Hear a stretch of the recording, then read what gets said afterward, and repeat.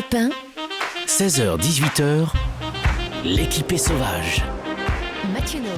À l'heure où nos estomacs commencent à se manifester par différents couinements, il est temps de se pencher sur le dîner de ce soir. Un dîner qui, hélas, ne va pas se faire tout seul. Pour nous aider, une véritable force de la nature qui traverse des moments difficiles. Il est avec nous, mais à distance, derrière un cordon de sécurité, pour raisons sanitaires.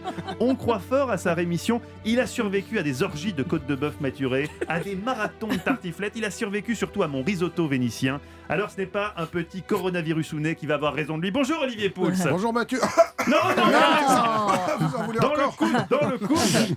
Non, mais c'était pas le coronavirus, rassurez rassure tout le nos- monde. on quand même. rassure- Mais fan. non, bien sûr, regardez, là, je suis là avec vous aujourd'hui. Et c'est vrai qu'après 4 jours confinés chez moi de force, j'ai eu quand même le temps d'examiner tout ce qu'on pouvait faire avec des restes, avec ce qu'on a dans les placards, parce que bien évidemment, j'avais fait les courses avant de tomber malade, mais Ah j'avais oui. pas prévu assez, j'avais tout mangé. Et donc, Ça quand je m'étonne de suis vous. réellement tombé malade, manque de peau, il n'y avait plus grand-chose. Donc Et alors, résultat, qu'est-ce que vous avez concocté lundi, des restes de fromage, je Ah oui, vous c'est ai vrai. donné la recette. Mardi, des restes de viande avec nouillade.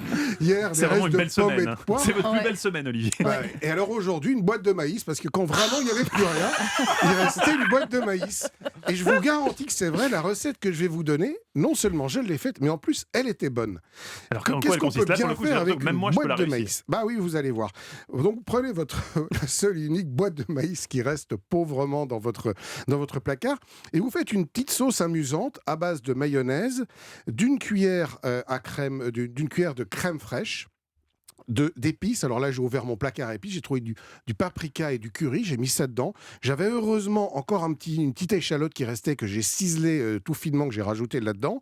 J'avais un petit jus de citron, hop, le petit jus de citron dans tout ça, et j'ai mélangé avec le maïs que j'avais préalablement égoutté, et ça donne une espèce de petite salade maïs, curry, crème mayo, qui est vraiment délicieuse. Et si par hasard, il vous reste quelques herbes, coriandre ou persil, etc., vous finissez, et honnêtement, vous passez pas un mauvais moment, tout seul, chez vous, reclus, dans votre cuisine, face à la boîte de maïs. Olivier Pouls, la recette survivaliste du jour. Merci Olivier, qu'on retrouve tous les samedis Non, dans la table des bons vivants Oui, de c'est Jean-Marie. pas la peine de tous vous jeter sur les Oui. boîtes de maïs dans les grandes surfaces. Oui. Il y en aura pour tout le monde. Hein. Ouais. Soyons tranquilles. Oui.